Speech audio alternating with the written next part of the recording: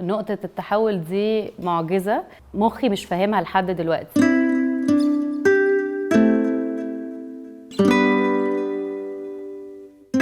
كنت طفلة متمردة ومتشردة جدا، عايزة أتمرد على اللي بيحصل. فاكرة لما أختي اتولدت، أختي أصغر مني ب3 سنين، كنت أروح أقرصها كده في الدرة. أهلي كل اهتمامهم بقوا بيها، وبقيت أنا كأن السجادة اتشالت من تحتي. ما كانش عندي استقبال للحب، يعني حاسة أن أنا وحيدة.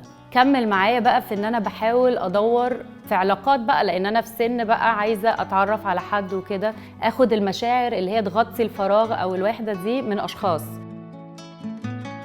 اللي حصل ساعتها كان غريب قوي. ابتديت انا وصاحبتي اللي عايشه بره مصر وبتخلص دراستها نتواصل عن طريق الانترنت. ساعتها كنت شايفه بالصدفه بنمر في نفس العلاقات العاطفيه الفاشله، اللي هو بندبدب عايزين نتشاف. كانت حوار غريب قوي عمري ما حصل قبل كده، انه نقول نبتدي نقرا الكتاب المقدس مع بعض، علشان احنا حاسين ان احنا نستاهل احسن من كده، قيمتنا اعلى من اللي احنا بنعدي فيه. الغريب بقى كنا نقرا حته مع بعض ونصلي فيها، ودي كانت اول مره نعمل حاجه زي كده، اول مره نتكلم في حاجه زي كده اصلا. وابتدى بقى يتخلق جوانا جوع احنا مش عارفين ده ايه. لما جت بقى بعدها بكام يوم تقولي في اجتماع عند واحده نعرفها، ما كانتش قريبه ساعتها، في البيت ما نعرفش حد. رحنا ساعتها الاجتماع ده، كانوا هم بيقروا جزء في التسلسل الطبيعي بتاعهم، وكان الجزء ده كأن شخص قدامنا بيتكلم معانا، احنا ما نعرفش حد، وكأنه في شخص بيرد على كل حاجة بنقولها وما بنقولهاش. كنا مستغربين جدا يعني.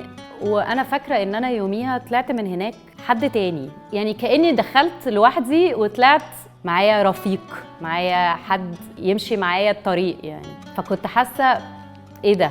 الخالق عايز يبقى صديقي، دي حاجة كنت حاساها كبيرة قوي. من ساعتها بقى، وده من 17 سنة، احنا ماشيين مع بعض بقى، يعني في الحلوة والمرة. بس الحلو بقى انه بيبقى فيه لحظات صعبة، في مشاعر كتير، في تغييرات كتير، بس في حد برجع له، في مرجع. انا اتوجعت في ده، انا انبسطت في ده، انا بعاني من ده، انا غيرت. اي حاجة حلوة او وحشة احنا مع بعض.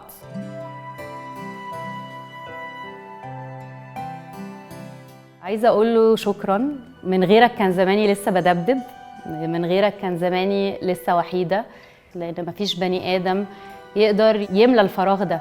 حسيت إن أنا عندي حد أقدر يمشي معايا كده خطوة خطوة. My best friend.